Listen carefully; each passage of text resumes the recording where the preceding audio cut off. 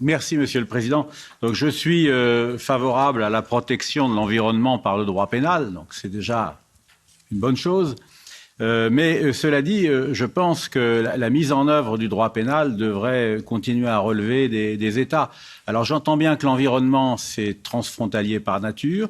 Il est donc normal que nous essayions ici de nous coordonner pour que la répression soit à peu près similaire dans tous les États membres de l'Union.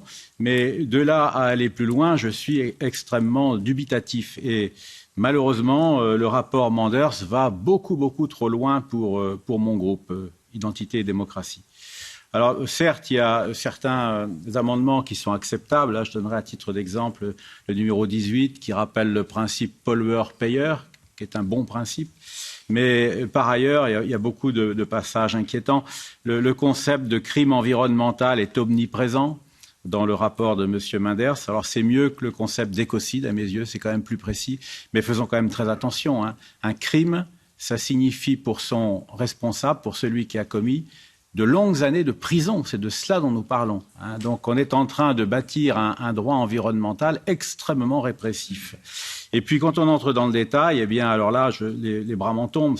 Vous allez beaucoup trop loin, M. Manders. Amendement 7, création d'un code pénal environnemental de l'Union. C'est-à-dire, nous en sommes là. Article 15, la Commission devrait proposer de mettre à jour régulièrement la liste des crimes environnementaux. Article 19, chaque entreprise, apparemment même les PME, devrait désigner un responsable de la conformité avec la législation environnementale. Et puis, cerise sur le gâteau, bien sûr, on l'attendait tous, amendement 21, l'extension des prérogatives du parquet européen.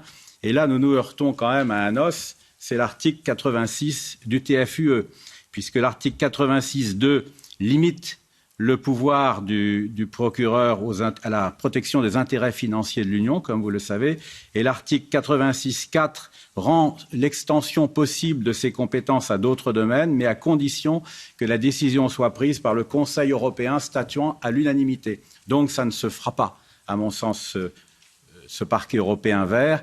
Et j'en suis très heureux parce qu'il faut quand même que nous nous interrogions sur le type d'Europe que nous voulons.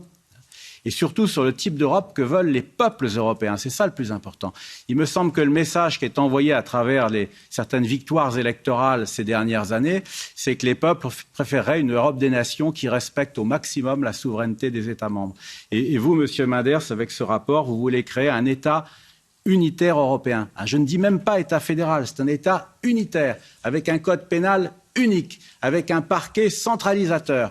Nous ne sommes même plus dans le modèle des États-Unis d'Amérique. Il faut s'en rendre compte. On va au-delà. Donc moi, je regrette de vous le dire, mais je vais combattre farouchement votre rapport.